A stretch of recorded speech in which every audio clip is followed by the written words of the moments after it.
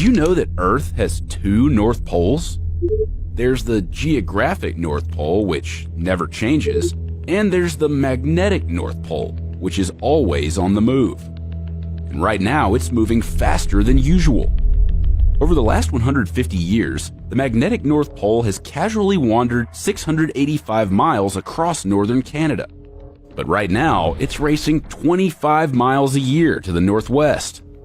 This could be a sign that we're about to experience something humans have never witnessed before: a magnetic polar flip. And when this happens, it could affect much more than just your compass.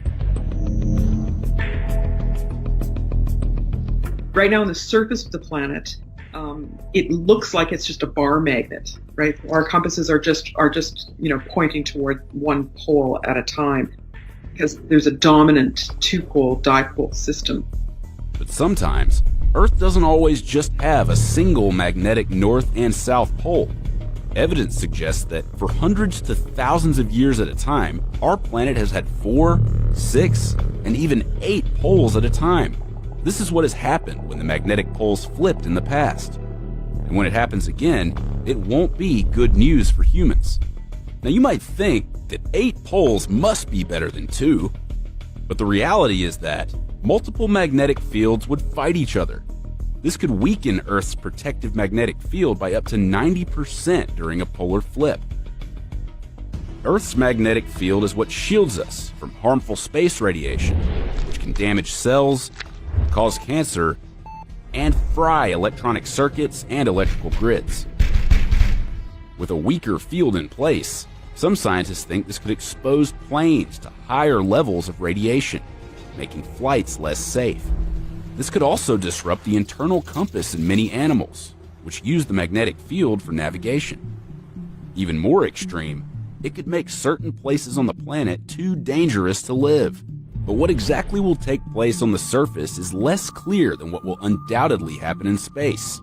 Satellites and crewed space missions will need extra shielding that we'll have to provide ourselves. Without it, intense cosmic and solar radiation will fry circuit boards and increase the risk of cancer in astronauts. Our modern way of life could cease to exist. We know this because we're already seeing a glimpse of this in an area called the South Atlantic Anomaly. Turns out, the direction of a portion of the magnetic field deep beneath this area has already flipped. And scientists say that's one reason why the field has been steadily weakening since 1840. As a result, the Hubble Space Telescope and other satellites often shut down their sensitive electronics as they pass over the area. And astronauts on the International Space Station report seeing a higher number of bright flashes of light in their vision, thought to be caused by high-energy cosmic rays that the weaker field can't hold back. Since experts started measuring the anomaly a few decades ago, it has grown in size and now covers a fifth of Earth's surface, with no signs of shrinking anytime soon. This is so extreme that it could be a sign we're on the brink of a polar flip, or we may already be in the midst of one. But scientists remain skeptical, mainly because the last thing the poles reversed was 780,000 years ago. So we don't have an oral record. Turns out 780,000 years is over double the time that Earth usually takes between flips. Since the last mass extinction, there have been reversals roughly every 300,000 years. So what gives?